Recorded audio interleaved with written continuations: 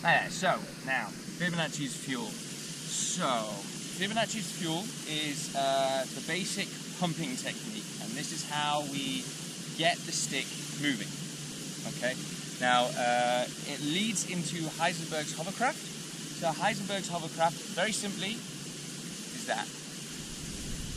Okay, as simple as it can get. Now notice some very important factors. Firstly, my hand isn't moving. Okay, completely stationary. I'm not controlling it at all, and the stick is slowing down. Okay, but it is maintaining roughly a nice horizontal position. You'll see now it'll reach a point which is about now when it loses its critical speed and it starts waving out of control, and yeah, it needs to be going at a critical speed in order to get into the hovercraft, and then it's stable and you can just hold it, and you don't need to be, and this is why it's a very good reset position. So what we're going to work on is the fuel, which is how you give it that speed, and what it looks like very simply is like this. Okay, now it's called Fibonacci's fuel because you're making a spiral with your hand.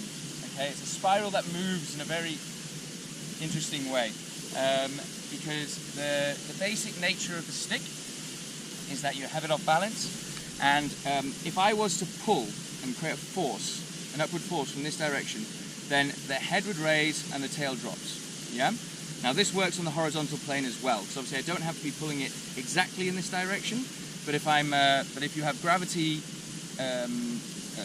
pulling downwards, then the cross-section of the angle at which I'm pulling corresponds to exactly the same system as this. Okay.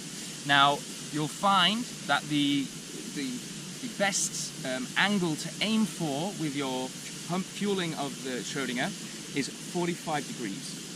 Okay.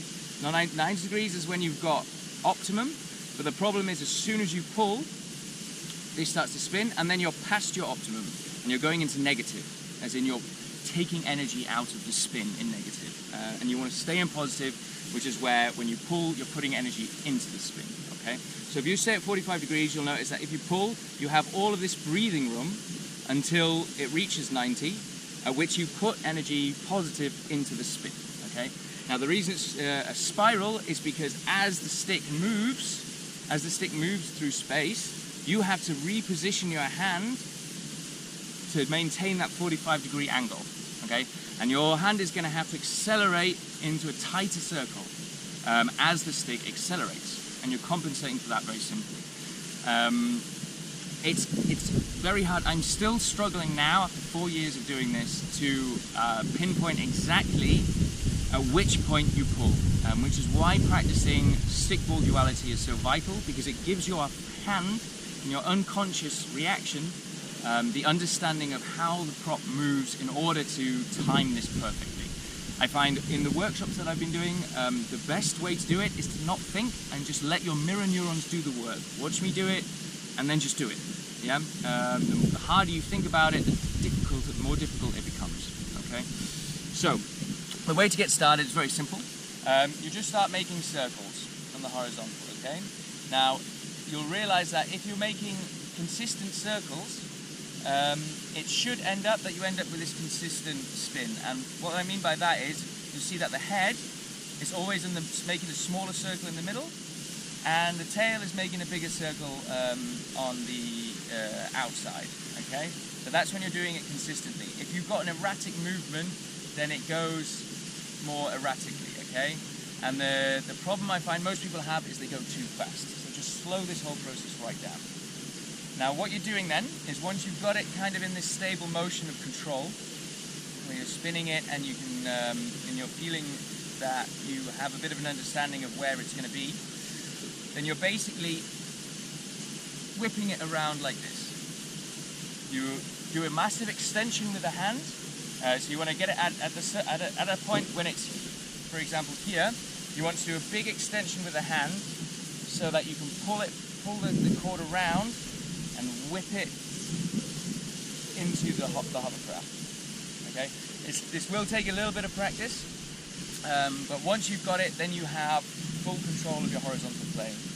Okay, and then that can bring you, it doesn't matter what's happened, if you've stopped, if you've hit yourself, you can just whip it round, whoop, and get it back into your hovercraft, okay? At which point you have control. Now, this works also in distance, but I would definitely just focus on trying to understand how it works at the basic level, okay? And just keep getting it to that position, stopping it again, and then whipping, oops, daisy, missed it there, and whipping it up like this, okay? There's a little yank, so as you pull it round, there's a yank, which is to give it that last little bit of force. So once you've got the tail swinging out away from the head, you just whoop, and then it can start spinning, okay? But not too much, because you want to keep it all within an easy framework within your control, okay, within this area here. Okay, so that's the basics of the Fibonacci Fuel. I'm really sorry that it can't be more clear, but it just takes a bit of practice, and you've seen how it works. Just let your mirror neurons do the work for with this one, and it will come together much cleaner that way. So thank you for watching. We'll move on to the hovercraft and hovercraft resonance next, in the next video. Like I said, any comments, please let me know. If there's any better way I can explain this to you guys, or better way I can teach it, then I would, yeah, I'd love to hear it. So thank you very much for watching. Please subscribe, that helps out as well. And I'll see you in a moment. Okay. GoPro, stop recording.